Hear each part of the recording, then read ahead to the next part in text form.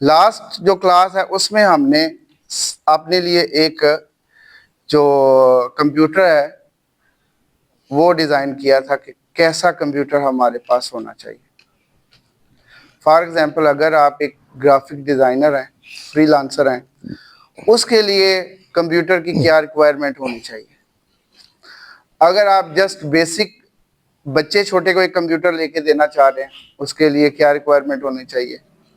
अगर आप कोई डाटा एंट्री वगैरह के लिए, जैसे बैंकिंग में, उसके लिए कौन सा सिस्टम नॉर्मली हम यूज़ कर सकते हैं। लेकिन हर टॉपिक के लिए हम अपने पास अलग अलग कंप्यूटर तो नहीं रख सकते। असल मैं पहले ये ले लूँ कंप्यूटर, फिर ये। हमें पहले ही अपने लिए एक ऐसा कंप्यूटर चूज करना पड़ेगा जो हर फील्ड के लिए गुड हो। ठीक है जी। उसके लिए हमने एक छोटा सा क्राइटेरिया बनाया था जिसमें जो जो चीज़ें हमने बताई कि हमारे सिस्टम में ये होनी चाहिए। जैसे कि हमारे पास नए चेहरे आए हैं, आप बताएंगे कि थोड़ी बहुत इंफॉर्मेशन जो आप, क्योंकि हमारी ये क्लास है वो हम एक फ्रेंडली माहौल में कर रहे हैं। उसका फायदा ये होगा कि इस जो बच्चे के ज़हन में कोई क्वेश्चन होगा ना, वो उसको दबा के नहीं रखेगा, वो पूछेगा। तो क्वेश्चन पूछने से क्या होगा, आपके नॉलेज में इजाफा होगा, और जो साथ आपके भाई बैठे हैं उनके नॉलेज में भी इजाफा होगा। अच्छा कंप्यूटर चूज करने में हमें सबसे पहले जो हम चीज चूज करते हैं अपने कंप्यूटर में, वो क्या होती है जी? प्रोसेसर। कंप्यूटर में अगर प्रोसेसर आपका अच्छा है तो मीन के आप उसके ऊपर कोई भी प्रोग्राम इजीली रन कर सकते हैं। ऐसा होता है कि आप अपने लिए एक कंप्यूटर ले आते हैं मार्केट से, जाकर उनको बोलते हैं हमें क्या दें, कौन सा कंप्यूटर दें जी? अच्छा सा कंप्यूटर। जब आप उसको ये बोलते हैं ना, उसको मालूम पड़ जाता है कि इन्होंने कुछ पता नहीं। आप अपनी तरफ से जो अच्छा है ना वो इनको दे दें। वो लाके आप उसके अंदर कोई भी ऑपरेटिंग सिस्टम इंस्टॉल करना चाहते हैं, जैसे आप लाइक करते हैं विंडोज 11, आप वो ऑपरेटिंग सिस्टम उसके अंदर आप इंस्टॉल करना चाहते हैं। लेकिन जैसे आप कोई भी ऑपरेटिंग सिस्टम इंटरनेट से डाउनलोड करते हैं ना, उसकी डिस्क्रिप्शन नीचे लिखी होती है, उसकी रिक्वायरमेंट लिखी होती है, इसमें प्रोसेसर कितना होना चाहिए, कौन सी जनरेशन पे ये चलेगा, हार्ड डिस्क स्पेस कितनी होनी चाहिए, रैम कितनी होनी चाहिए। ये चीज़ों का पता तब होगा जब आपको इस बारे में नॉलेज होगा। नहीं तो आप कंप्यूटर में कोई गेम भी रन करते हैं ना, अक्सर आप कोई कंप्यूटर लेके आते हैं, आपके दोस्त के पास है, वो GTA 5 खेल रहा है, आपके कंप्यूटर में वो इंस्टॉल ही नहीं हो रही। आप क्या सोचते हैं कि मेरा कंप्यूटर क्या है जी, सही नहीं है, दुकानदार के पास लेके जाते हैं। लेकिन अगर आप इंटरनेट का दौर है, मोबाइल पे GTA 5 के लिए जो रिक्वायरमेंट अगर आप वो देखें तो आपको इजीली समझ आ जाएगी, ओहो मेरा कंप्यूटर तो है ही स्लो, इस पे तो ये रन हो ही नहीं सकता। इसलिए सबसे पहले कोई भी कोर्स करना है, आपने कुछ भी करना है, अपने लिए एक अच्छा सा पीसी आपको लेना पड़ेगा। उसका फायदा क्या होगा, इस सारी इंफॉर्मेशन का, आपके पास कोई पुराना घर में कंप्यूटर होगा ना, आप उसको भी मॉडिफाई कर सकते हैं, उसको भी हाई स्पीड बना सकते हैं। तो तब होगा जब आपको इसके पार्ट्स के बारे में पता। पहला था हमारा जी प्रोसेसर। प्रोसेसर में देखते हैं हम हमारे पास कौन सा प्रोसेसर जो है हमारे लिए बेस्ट है। कौन कौन से मैंने कल बताए थे आपको जी?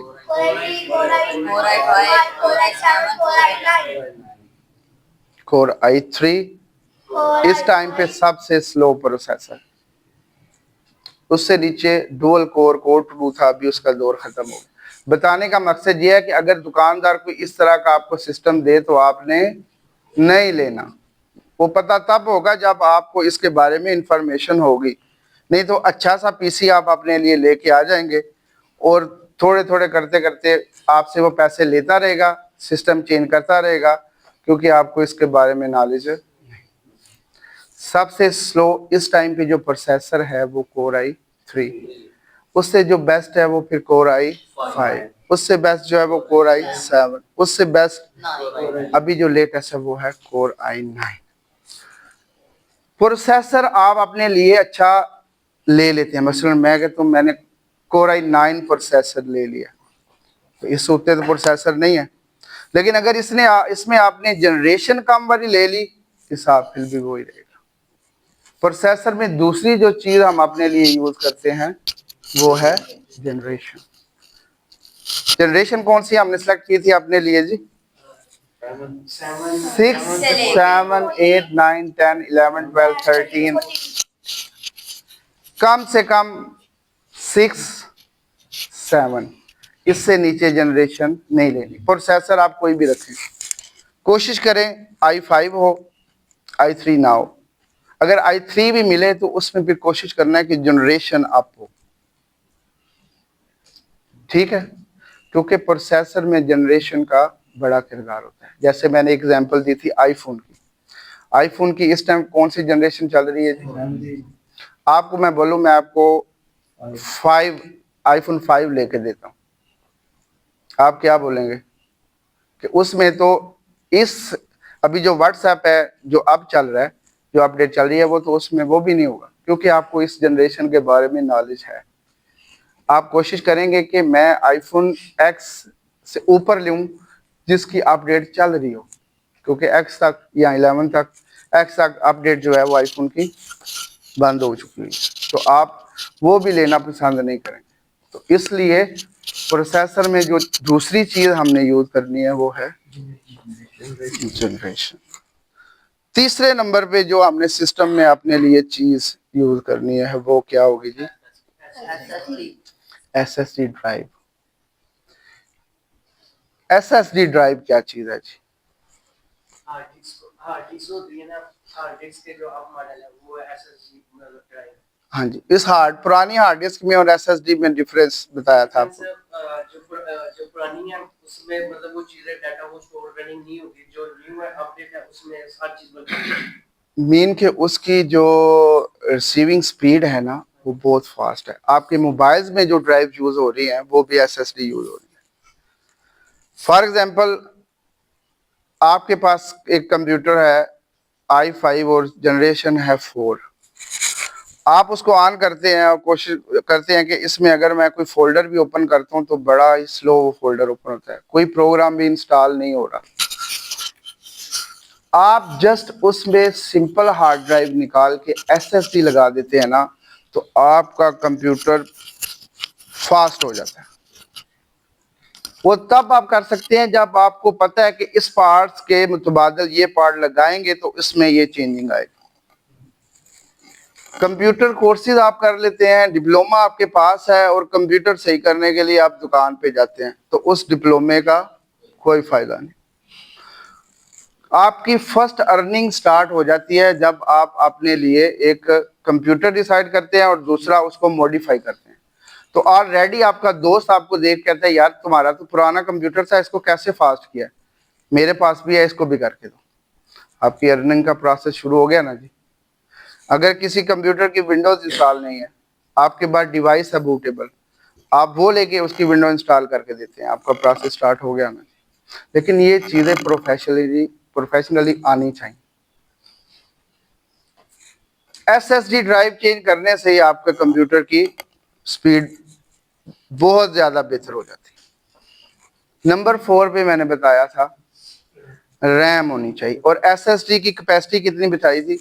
कम से कम 256 हो, उससे ऊपर आप 1 टेराबाइट 2 टेराबाइट ऊपर जा सकते हैं। लेकिन ये मैं इसलिए कम से कम बता रहा हूँ क्योंकि हम जिधर जो रह रहे हैं ना, हमारी पॉकेट मनी इतनी इजाजत नहीं देती कि हम अपने लिए कोई सुपर कंप्यूटर ले सकें।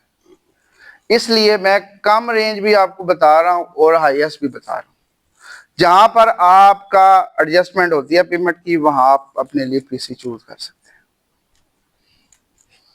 फिर आ जाएगी हमारे पास रैम। ऐसे ही रैम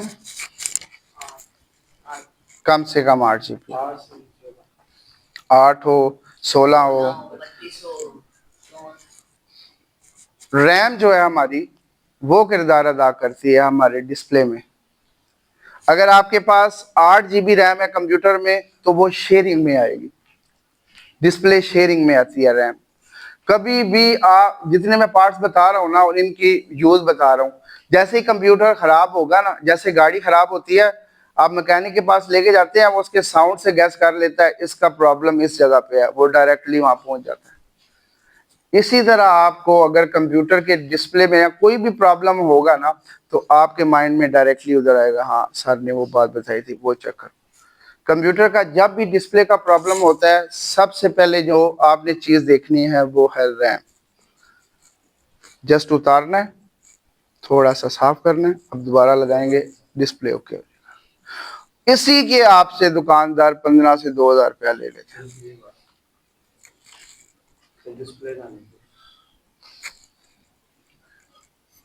बताया था कंप्यूटर हो, मोबाइल्स हो, कोई भी ऐसी चीज हो, उसको अगर आप सही करना चाहते हैं 99% आप सॉफ्टवेयर की मदद से सही कर सकते हैं। 1% वो है कि अगर आपका स्क्रीन टूट गई है तो वो तो हार्डवेयर में आएगी, कीबोर्ड खराब हो गया है वो तो हार्डवेयर में आएगा। कितने प्रॉब्लम्स ऐसे हैं जो 99% हम सॉल्व कर सकते हैं, वो तब जब हमें इस बारे में इल्म होगा। कंप्यूटर के कल तो जो लास्ट लेक्चर था वो काफी लंबा था, अभी उसको मिला के हमने थोड़ा बहुत जो पढ़ा था वो मैं जल्दी जल्दी आपको बता दिया कि ये चीजें कंप्यूटर में हो। और नंबर 5 में मैंने बताया था क्या होना चाहिए जी, ग्राफिक कार्ड, जिसे आप वीजीए कार्ड कहते हैं, वीडियो ग्राफिक एडाप्टर। जितने भी गेम्स वाले हैं, क्योंकि इसमें बड़े बड़े महंगे कार्ड हैं, 7-7 8-8 लाख का कार्ड है। ये वीडियो जो शादी की मूवीज बनाते हैं उन्होंने ग्राफिक कार्ड काफी हैवी लगाए होते हैं। तो लैपटॉप जो सिंपल है इसको हम बोलते हैं सिंपल लैपटॉप, और जो ग्राफिक वाला होगा उसको हम क्या बोलेंगे, वर्क स्टेशन बोलते हैं हम उसको बेसिकली। इसमें 2 GB कार्ड होता है, ये इसको डेडिकेटेड कार्ड कहते हैं जो अलग से लगा होता है। कंप्यूटर के अंदर कुछ एक्सटर्नल होते हैं, कुछ इंटरनल होते हैं। एक्सटर्नल जो हम एक्स्ट्रा लगाते हैं, इंटरनल जो ऑलरेडी बोर्ड के अंदर लगे होते हैं। ठीक हो गया जी। तो अगर आप डिस्प्ले अच्छा चाहते हैं, ग्राफिक अच्छी चाहते हैं, कोई ग्राफिक डिजाइनिंग का काम करना है, आप कोरल ड्रॉ हो, फोटोशॉप में, तो फिर आपको ग्राफिक कार्ड की जरूरत पड़ेगी। तो अगर 2 GB का ग्राफिक है तो फिर भी आपको ग्राफिक में काफी हेल्प लगेगी, मिलेगी।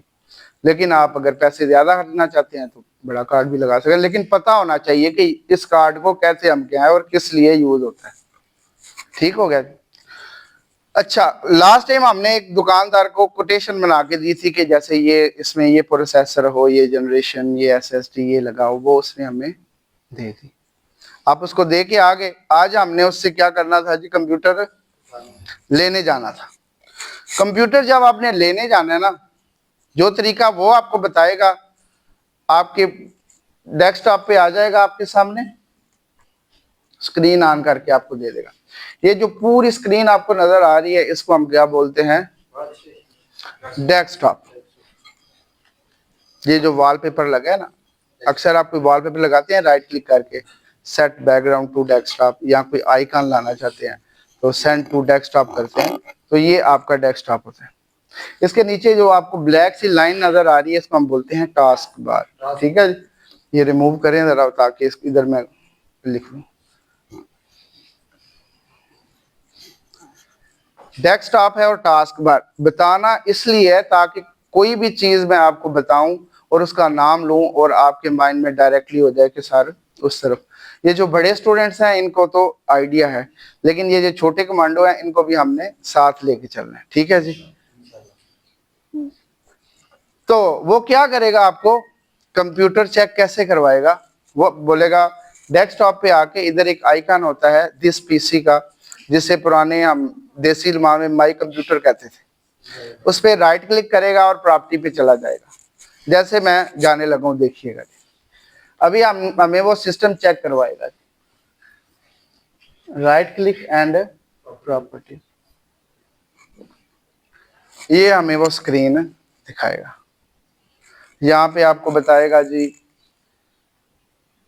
ये प्रोसेसर है कोर i5, रैम है इतनी, ऑपरेटिंग सिस्टम ये इंस्टॉल है।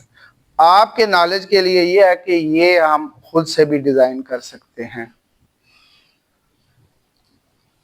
एक दो साल पीछे जाएं तो खान कुछ लैपटॉप लेके ना रोडों पे घूमते थे लैपटॉप लेने के लिए, तब पेंटियम 4 का दौर था,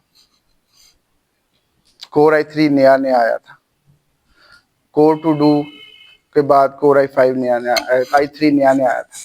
वो क्या करते थे, वो ये प्रॉपर्टीज को चेंज कर देते थे। मेरे पास एक दोस्त आया, उसने बोला शाह जी मैंने कोर i3 लिया है सिस्टम, तो मैंने बेचना है। उनकी कंडीशन ऐसी होती थी, बड़े हैवी से लैपटॉप होते थे, दूर से नजर आते थे कि पुरानी जनरेशन का है, लेकिन उसकी प्रॉपर्टी वो चेंज करके ना ऐसे, मैंने वो प्रॉपर्टी ओपन की, वाकई ऊपर लिखा हुआ है कोर i3 है, 6-7 जनरेशन है, इस तरह का। लेकिन डाउट ये हुआ कि 6-7 जनरेशन में इस तरह की बॉडी आती नहीं है, तो ये क्या है। जो भी प्रोफेशनल ही बंदा है ना, जैसे कंप्यूटर परचेज करते हैं हम, सेल परचेज का भी काम करते हैं हम, लेते हैं, तो हम सिस्टम को कैसे चेक करते हैं, 3 से 4 तरीके हैं जिसके बाद हम ओके करते हैं कि हाँ ये कंप्यूटर ऐसा है। वो तरीका मैं आपको बताऊंगा, वो सारे आपने नोट भी करने हैं और सेम उसी तरीके से चेक करने हैं। कंप्यूटर के सबसे नीचे जो स्क्रीन है ना जी, टास्क बार जिसे आप बोलते हैं, छोटी सी बार नजर है, इसके इस साइड पे आपको एक छोटा सा विंडो का साइन नजर आ रहा है, 4 छोटे छोटे डिब्बे, इसे हम बोलते हैं स्टार्ट मेन्यू। क्या बोलते हैं जी? उसके बाद ये है सर्च बार। हर ऑपरेटिंग सिस्टम का डिजाइन थोड़ा सा चेंज होगा। आप इससे पीछे आएंगे विंडोज 7 में, बार डेस्कटॉप सेटिंग सब सेम है, लेकिन थोड़ी सी उन्होंने स्टाइल में चेंजिंग की हुई है। लेकिन जो प्रॉपर्टीज, जो तरीका बताऊंगा, विंडोज 7 से लेके विंडो 11 तक सब में सेम है। ये नहीं कि अगर आपके पास पुराना कंप्यूटर है तो आप ये तरीका, सब की सेम है सेटिंग, वो आपको बताऊंगा ताकि आपके लिए मुश्किल नहीं होगी। इसके साथ जो आपको सर्च बार नजर आ रही है ना, इधर आपने एक लिखना है रन, RUN। जैसे ही रन लिखेंगे ना तो ऊपर आपके पास एक रन नीचे लिखा आएगा ऐप, कि ये रन की ऐप है, आपने उसको क्लिक करना है। ठीक हो गया? आपके पास छोटी सी एक विंडो ओपन होगी, यहाँ पे आपने एक कोड टाइप करना है जो डायरेक्टली कंप्यूटर से कमांड लेगा, कंप्यूटर से खुद पूछेगा कि तुम्हारे अंदर है क्या, कमांड नोट कर लेना। रन पे जाके आपने टाइप क्या करना है जी, DXDIAG, DXDIAG। जितने भी प्रोफेशनल कंप्यूटर वाले हैं, शॉप्स वाले, कोई भी चीज आप खरीदते हैं, ये कमांड सबसे पहले टाइप करते हैं। आपको पता है आपके हाथ में जो फोन है, जो मोबाइल है, जो आईफोन है या कोई भी मॉडल का है,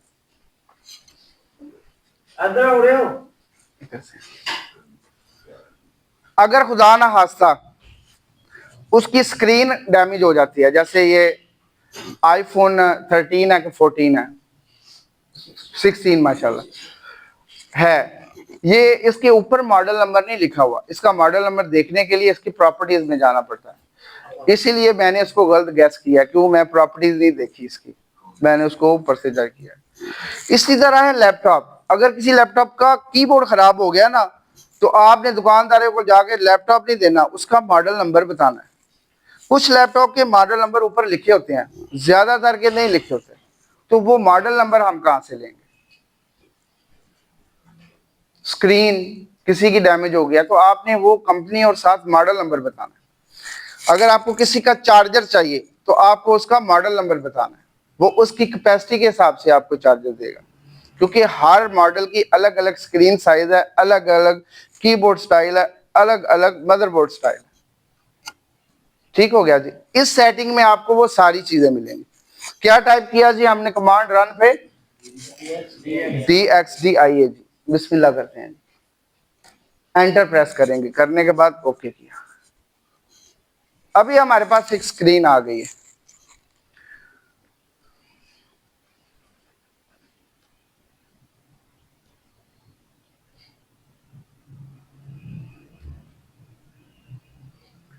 इसको थोड़ा सा मैं जूम करूंगा ताकि आप लोगों को वो नजर आ जाए। नजर आ रहा है जी? इसमें सबसे ओरिजिनल होने वाली कि ये ओरिजिनल ऐप है, इसको यूज कर सकते हैं कि नहीं। जिस टाइम आप ये एप्लीकेशन ओपन करेंगे विद टाइम विद सेकंड कि इस टाइम सेकंड पे ये ओपन हुई है, इसका मतलब है ये ओरिजिनल है, इसको एडिट नहीं। अगर कोई एडिट करेगा तो उसने पहले से करके रखनी है। अभी टाइम किस पे हमने ओपन किया है जी? 5:30 पे और 46 सेकंड पे। 60 टाइमर भी नोट है, इस टाइम पे ये ओपन हुई है, तो इसको चेंज करना मुश्किल है। संडे जनवरी 11 2026। सबसे पहले आ गया जी कंप्यूटर नेम, उसके नीचे ऑपरेटिंग सिस्टम कौन सा यूज कर रहे हैं आप? विंडोज 10 ऑपरेटिंग सिस्टम का फर्स्ट लेक्चर में हमने, अभी जो हमारे पास लेटेस्ट ऑपरेटिंग सिस्टम है वो है जी विंडो 11। उसके बाद 10 जो ऑफिस बेस्ड विंडो है ना, आप बाहर चले जाएं, बैंक में चले जाएं, वो आपको विंडोज 10 मिलेगी, अच्छी विंडो है। विंडो 11 थोड़ी स्टाइलिश है लेकिन वो भी अच्छी है। यहां से हम देख सकते हैं कि हमारे सिस्टम में विंडो कौन सी है। दूसरा, हमारे पास सिस्टम कौन सा है? डेल का। कुछ बॉडीज ऐसी होती हैं जो लाहौर में मॉडिफाई हुई होती हैं, पीछे एचपी लिखे है, अंदर बोर्ड किसी और चीज है, वो आप कहीं भी पता नहीं कर सकते। आप पूरा लैपटॉप खोल दें, सिर्फ इस कमांड से पता कर सकते हैं, क्योंकि वो बोर्ड की कमांड है। बोर्ड के अंदर से बोलेगा कि मैं ये चीज हूं, वो आपको इधर बता रहा है कि मैं डेल का हूं। बाहर से देखे, अंदर से डेल ओके, फिर आप ले सकते हैं। अभी भी ओके नहीं करना हमने। नेक्स्ट जो चीज हमने देखनी है वो सिस्टम मॉडल है, लैटिट्यूड 5501। आपको कहीं भी स्क्रीन पे या पीछे लिखा हुआ नजर नहीं आएगा। आपने कोई भी सिस्टम की चीज मंगवानी है ना, शॉप वाले को आपने ये मॉडल नंबर देना है, तो ये मॉडल नंबर सिर्फ आपको इधर नजर आएगा। ये मॉडल नंबर आपने उसको देना है। या कोई कस्टमर आपके पास आता है, वो कहता है कि मेरा कीबोर्ड नहीं चल रहा, ये कीबोर्ड पता करें कितने का है।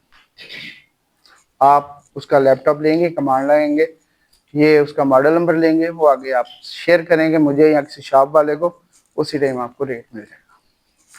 उसमें आप अपना प्रॉफिट रख के उसको दे सकते हैं। ठीक हो गया। नेक्स्ट चीज है वो है प्रोसेसर। प्रोसेसर तो इधर लिखा है हमारा कोर i5, लेकिन जनरेशन नहीं लिखी हुई। आप पूरे सिस्टम को खोल के देख लेना, जहां पे लिखा हो जनरेशन 5 7 नहीं लिखी होती, वो आपने एक कोड से गैस करनी होती है किसी भी सिस्टम में। ऐसी ही बात है ना जी, मुस्कुरा रहे उन्होंने पता है क्यों। जनरेशन सिर्फ एक्सपर्ट बंदा ही बता सकता है कि इसकी जनरेशन इधर लिखी हुई है। आपका जो प्रोसेसर है ना, जैसे ये लिखा हुआ है कोर i5, इसके फौरन बाद एक छोटी सी स्लैश आएगी, लाइन आएगी, उसके फौरन बाद जो पहला डिजिट होता है वो जनरेशन को शो करता है। जैसे ये देखें कोर i5, इसके फौरन बाद पहला डिजिट कौन सा है? 4 से 9। इसका मतलब है ये 9 जनरेशन है। कंप्यूटर तो कहेगा 13 जनरेशन है, आपने मान लेनी है, क्यों? आपको पता नहीं है। लेकिन प्रोसेसर के फौरन बाद जो फर्स्ट डिजिट आएगा, फर्स्ट पहला, अभी ये लिखा हुआ है 94, 9 के बाद 4 है, 94 तो नहीं हो सकती। हाँ 14 हो तो 14 मान सकते हैं, क्योंकि आपको पता है कि लास्ट जनरेशन 14 है, लेकिन फर्स्ट डिजिट जो है वो उसको हमने देखना। तो हमारी कौन सी जनरेशन है? आपकी 11 लिखिए लास्ट लिखा नहीं, मैं उधर स्टिकर की गल कर रहा हूं। हाँ जी लिखे है ना नाल, ठीक है। इधर कई बार स्टिकर के ऊपर भी लिखा होता है, जो बार स्टिकर लगाया होता है ना प्रोसेसर, उसके नीचे भी जनरेशन लिखी होती है। अक्सर हमारे दोस्त उधर से मार खा जाते हैं, देखे है ना लिखे है। जनरेशन हमने यहां से देखिए कितनी चीजें ऐसी क्लियर हैं जो आप देखिए। एक कंप्यूटर लेना बड़ा आसान है, पैसे आपके पास है, कंप्यूटर दे दो लेके घर आप, लेकिन अच्छा कंप्यूटर और उसके बारे में नॉलेज रखना ये बेस्ट चीज है। अपने लिए तो चूज कर रहे हैं, लेकिन उसी चूज करने से आप अपना अर्निंग का सेटअप भी चला रहे हैं। अगर आपको कोई सिस्टम परचेज करना पड़ जाता है, कोई बंदा सिस्टम सेल कर रहा है, उन्हें चेक करने वास्ते भी तो को कोई चीजें होनी चाहिए ना, वो देखने के लिए हमें इन चीजों का जरूरी है। तीसरी चीज मेमोरी आ गई, ये रैम होती है। यहाँ पे वो मेमोरी जो है ना एमबी में लिखते हैं, जैसे बताया था 1 GB 1024 MB में होती है। तो इधर 8 समथिंग है, तो इसका मतलब है ये 8 GB रैम है इसके अंदर। एक तरीका तो हो गया ये। अभी भी हमने कंप्यूटर को छोड़ना, अभी तक हमारी जो चीज हमने चेक की है, क्या क्या चीज से चेक किया इसमें, रैम होगी चेक, प्रोसेसर हो गया जी, जनरेशन हो गई जी, कितने चेक की थी नहीं की वो तो असल चीज है SSD चेक करना, कि SSD लिखा हो, सॉलिड स्टेट ड्राइव पूरा लिखा हो। फिर वो बताऊंगा कि अगर हार्ड डिस्क लिखा हो तो हार्ड डिस्क पूरा लिखा होगा, अगर SSD चेक करनी हो तो फिर कैसे चेक करते हैं। ये तरीका तो हमें समझ आ गया, कमांड सबने नोट कर ली, रन पे हम लिखेंगे। दूसरा है कि SSD ड्राइव चेक करनी है, लिखा हो सॉलिड स्टेट ड्राइव, उसके अलावा हम नहीं चाहिए। उसके लिए भी हम इसको क्लोज कर देते हैं ताकि हम वापस आ जाएं अपने सिस्टम पे। ये मैग्नीफायर इसमें होता है, उससे आप जूम करके दिखा सकते हैं। कॉलेजेस में हमारे पास स्क्रीन बड़ी होती है, इधर इंशाल्लाह हम लगाएंगे, इंशाल्लाह जरा गैदरिंग हो तो फिर इंशाल्लाह, इसलिए मैंने ये जूम किया। दूसरा है जी SSD चेक करनी है। आपने सर्च में आके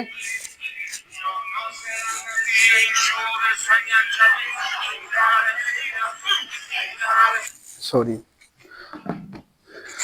डिस्क डिफ्रैगमेंट एक छोटा सा प्रोग्राम है जो सिस्टम में हार्ड डिस्क में जो अक्सर छोटी छोटी स्पेसेस आ जाती है ना, उसको क्लियर करता है। आपका डाटा जो इधर उधर पड़ा होता है ना, उस सब को एक जगह पे इकट्ठा करता है ताकि फाइल्स इजीली ओपन हो जाए। आपने सिंपल इधर लिखना है, डी लिखेंगे ना,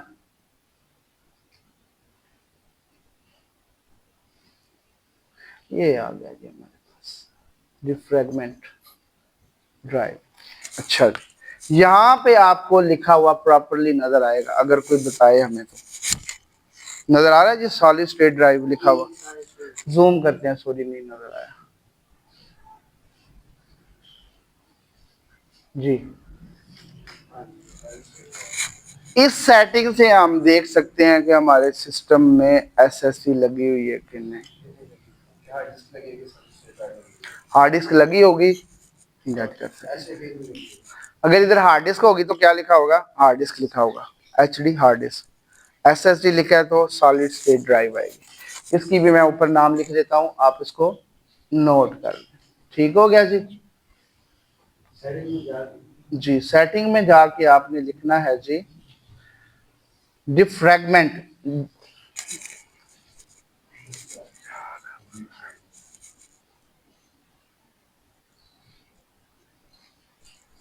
DE लिखेंगे, आगे कंप्लीट आ जाएगा, बस नाम याद होना चाहिए। दो तरीके हो गए जी, हमें हमारे दो तरीके हो गए जी। एक हमने हाँ यहाँ पे चेक करनी है हमने, सॉलिड स्टेट ड्राइव है जी SSD, फुल फॉर्म इसका है सॉलिड स्टेट ड्राइव। दो तरीके हो गए। अभी भी हमने कंप्यूटर वाले की जान क्यों, वो कहीं ना कहीं दाल लगाएगा। तीसरा तरीका भी हमने करना है, क्यों अपनी वेरिफिकेशन हमने खुद करनी है ताकि कंप्यूटर वाले को पता लगे कि बंदा ये चीज जानता है। ये चीजें आप उसके सामने खोल के रखेंगे। एक तो फर्स्ट जब आप उसको कोटेशन देंगे, ये चीजें बोलेंगे, ये चीजें लगा, उसी से उसको आइडिया हो जाएगा कि इधर मेरा दा, इस बंदे को जो चीजों का पता है ना, ये मार्केट में रेट का भी पता करके आया, इसलिए इसको दा नहीं लगेगा। तीसरी तरफ हमने जाना है, वो गौर से देखिएगा। टास्क बार जो ब्लैक वाली है, इसके ऊपर हम राइट क्लिक करेंगे।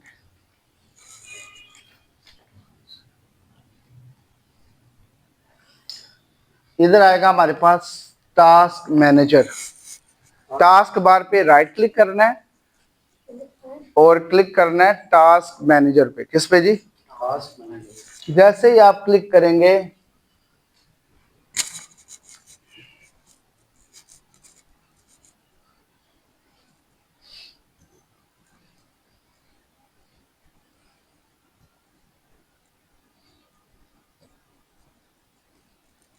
टास्क मैनेजर, टास्क बार पे राइट क्लिक करेंगे। क्या करना है हमने?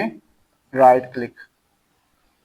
आपको पता है कंप्यूटर में दो क्लिक होते हैं, एक लेफ्ट और एक लेफ्ट क्लिक से हम किसी चीज को सिलेक्ट करते हैं, राइट क्लिक से किसी चीज की प्रॉपर्टी लानी हो, कोई रीनेम करना हो, डिलीट करना हो, कुछ भी ऑप्शन लाना हो, तो फिर हम क्या करते हैं? राइट क्लिक करते हैं। जैसे ही राइट क्लिक करके टास्क मैनेजर पे क्लिक करेंगे ना, तो हमारे पास इस तरह का एक नजर आ जाएगा स्क्रीन से।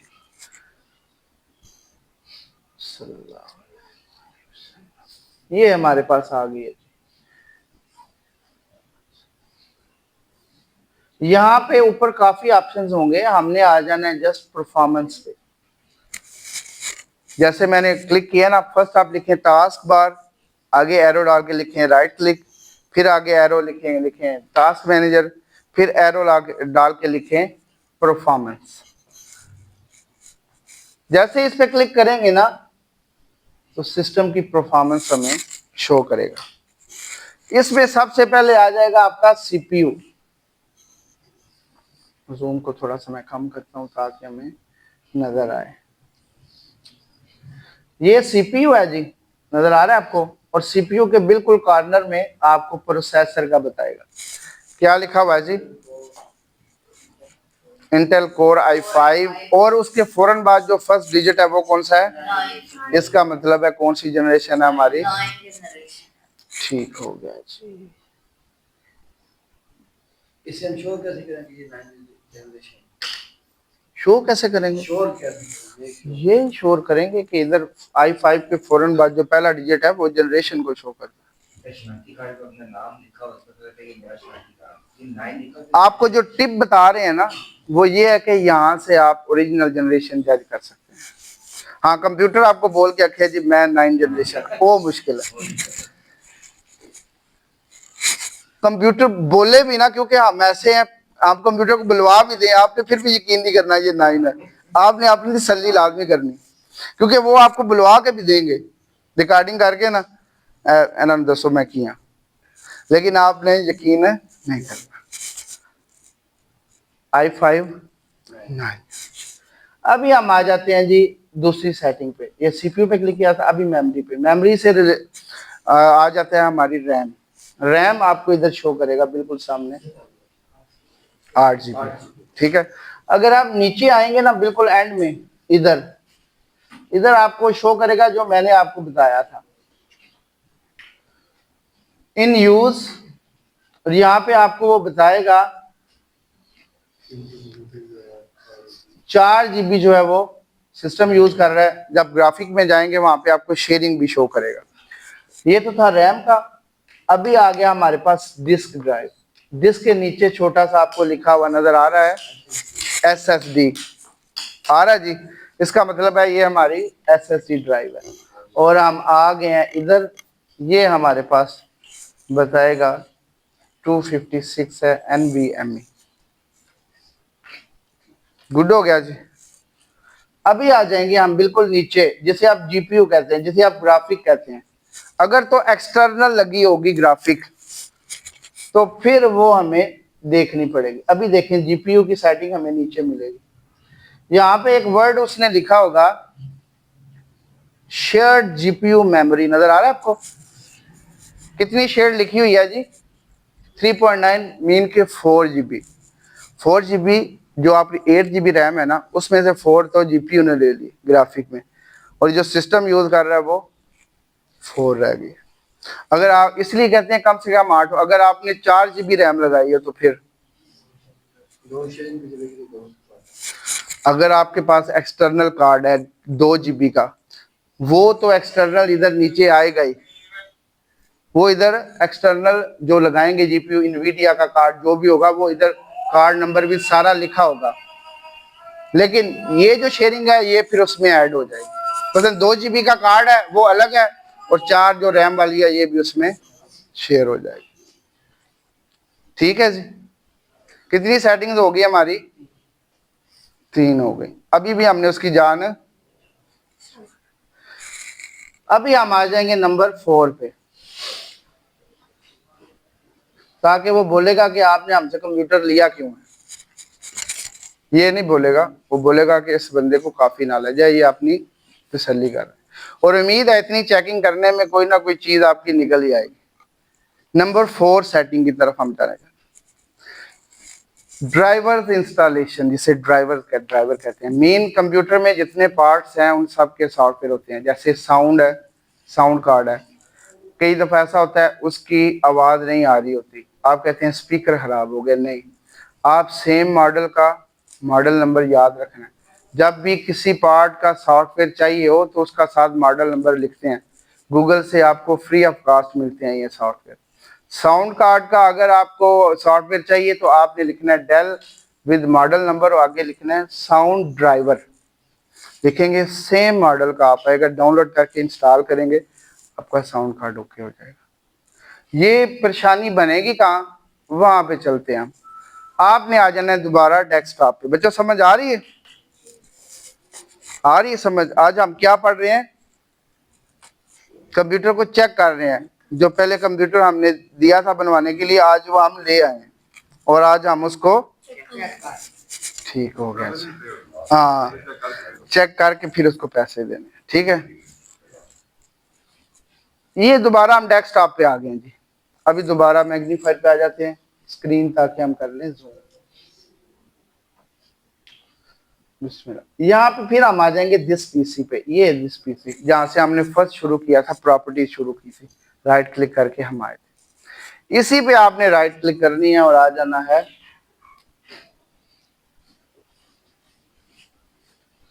मैनेज पे। इनको हम रन से शॉर्ट की लगा के भी ओपन कर सकते हैं, लेकिन सबसे इजी वे जो आपको आसानी से समझ आए। मेरा मकसद पढ़ाने का कि आपको चीज समझ आनी चाहिए। मैनेज पे क्लिक करेंगे जी, ठीक हो गया जी।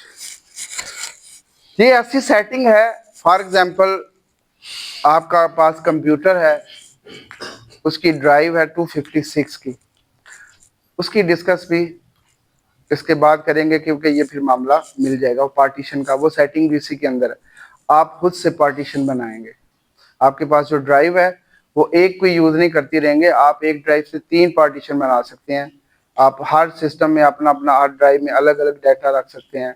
कंप्यूटर की जो ड्राइव है वो उसको अलग रख सकते हैं। वो इसी से हम आगे चलें। ये हमारे पास आ गई जी सेटिंग। सबसे पहले हम जाएंगे डिवाइस मैनेजर। मैनेजर पे गए थे, फिर ये ओपन हुआ। अभी आ गए हम कंप्यूटर में जितने भी पार्ट्स लगे हुए हैं, साउंड कार्ड हो गया, ग्राफिक कार्ड हो गया, आपका ये कैमरास हो गए, जितने भी सब की सेटिंग आपकी इधर है। अगर कोई भी साउंड नहीं चल रहा ना, तो सबसे पहले आपने इसमें आना है डिवाइस मैनेजर में जी। ये ड्राइवर इधर शो करेगा कि इधर जो डिवाइस हैं वो ओके हैं। फॉर एग्जांपल ये देखिए, मैं थोड़ा सा नीचे लेके जाता हूँ। ये ऑडियो का ड्राइव, ऑडियो नजर आ रहा है आपको? इधर क्रॉस का निशान आ जाएगा। इसका मतलब है कि इसका जो सॉफ्टवेयर है वो, अक्सर आप दुकान पे लेके जाते हैं, इसकी आवाज नहीं आ रही, इधर से जस्ट इसको वो डिसेबल करके इनेबल करेगा, ऑटोमेटिकली इसका ड्राइवर उठा लेते हैं। क्योंकि आजकल जो ऑपरेटिंग सिस्टम आ रहे हैं प्लग एंड प्ले वाले, कुछ अपडेट आती है जिसकी वजह से अपडेट हो रहा होता है, आप कंप्यूटर को बंद कर देते हैं, वहां से इधर क्रॉस का साइन आ जाता है।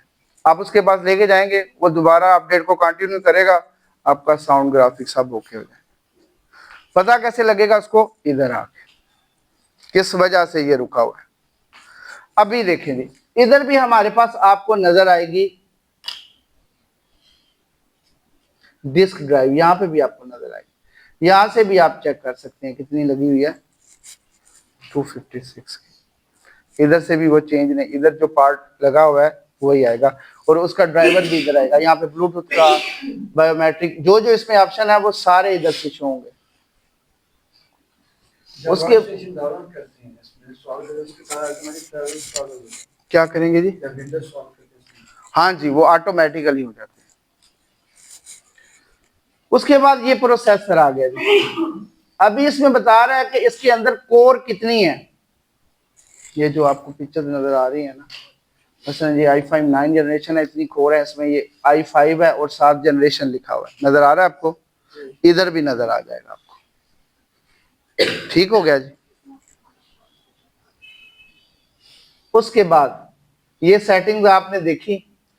यहाँ पे जब हम ड्राइवर इंस्टॉल करेंगे किसी चीज का तो इधर से शो होगा। अगर कोई ड्राइवर किसी का इंस्टॉल नहीं है तो उसके साथ क्रॉस का साइन आ जाएगा, तो हमें पता चल जाएगा कि इसका ड्राइवर उड़ा हुआ है।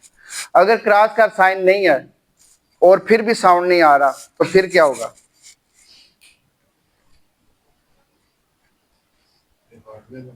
ये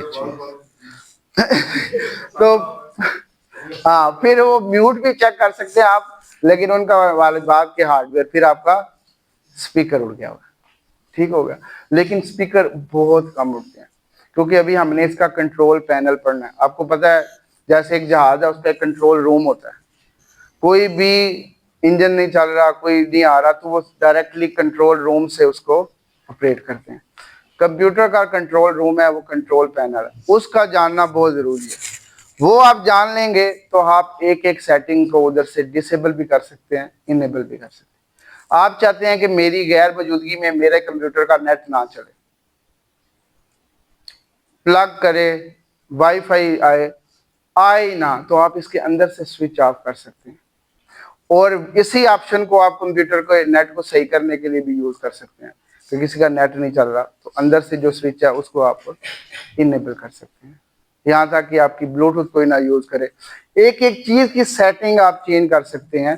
वो तब कर सकते हैं अगर आप कंप्यूटर के साथ दोस्ती करेंगे, आप उसके साथ दोस्त बनेंगे, वो एक एक चीज आपको बताता जाएगा, एक एक चीज आपके साथ वो आपको मालूम होती जाएगी। दूसरी चीज जो मैंने बताई, पहली तो हमारी थी डिवाइस मैनेजर, उसके बाद हम आ जाते हैं डिस्क मैनेजमेंट। ये आपकी हार्ड डिस्क को शो करता है कि आपकी हार्ड डिस्क जो है वो कितने जीबी है। ये इधर आपको आ गए 238, बाकी कुछ शेयरिंग में आ जाती है लेकिन होती है 256 है। ठीक हो गया जी। इन चीजों से भी हमने अपनी कंप्यूटर की सेटिंग को चेक कर लिया। अभी आ जाते हैं हम अपने स्क्रीन पे, जो आगे मैं बार डिस्कस कर रहा था। आपको पता है कंप्यूटर की जो हार्ड ड्राइव है जिसमें आप अपना डाटा स्टोर करते हैं, सबसे इंपॉर्टेंट कंप्यूटर का पार्ट होता है। आपको पता है आपका करोड़ों का बिजनेस, जितनी भी एंट्री है, जो कुछ आपने सेव किया हुआ है वो इस ड्राइव में है। और कुछ बंदों का अपना फैमिली जो 10-10 साल पुरानी पिक्चर्स हैं वो विंडो करने में उठ जाती हैं। क्यों उड़ती हैं उनको इसके बारे में आइडिया नहीं होता कि ये उड़ती क्यों है।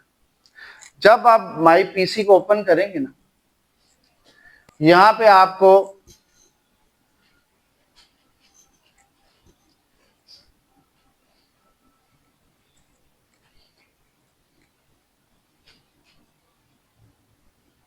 ये जो पहली ड्राइव नजर आई है, इधर जितनी ड्राइव नजर आती हैं कुछ की 2 होती हैं, कुछ की 3 होती हैं, उनमें आप अपना डाटा सेव करते हैं, अपनी पिक्चर्स, अपनी मूवीज, अपनी वीडियोस, अपना जो भी है सेव करते हैं। एक चीज ध्यान में रखनी है, जो सी ड्राइव है इसकी ड्राइव के ऊपर एक छोटा सा साइन भी बना होता है विंडो का, इसका मतलब है ये विंडो की पर्सनल ड्राइव है। जब भी विंडो करप्ट होगी, कंप्यूटर को प्रॉब्लम होगा, सबसे पहले जो ड्राइव उड़ेगी वो सी उड़ेगी। या जिस टाइम आप विंडोज इंस्टॉल कर रहे हैं उस टाइम आप कोई भी कंप्यूटर को एक ड्राइव दे सकते हैं कि ये आपकी है। वो तब होगा जब आपको पता है। जब आपने सी ड्राइव बनाई हुई है तो साथ आप अपने लिए भी 2 ड्राइव बना लें। जैसे 256 है ना, इसको आप 150 दे दें स्पेस और 100 GB की ड्राइव अपनी साथ बना लें। वो कैसे बनाएंगे वो हम अगले लेक्चर में इंशाल्लाह दें। पार्टीशन इसको बोलते हैं। जैसे आप सिंपल में फोल्डर बोलते हैं, एफ फोल्डर अलग है, एफ फोल्डर अलग है, इसमें पिक्चर रखी है, इसमें इस तरह कंप्यूटर की ड्राइव में भी आप पार्टीशन करके, वो इसलिए ताकि आपका डाटा सेव रहे।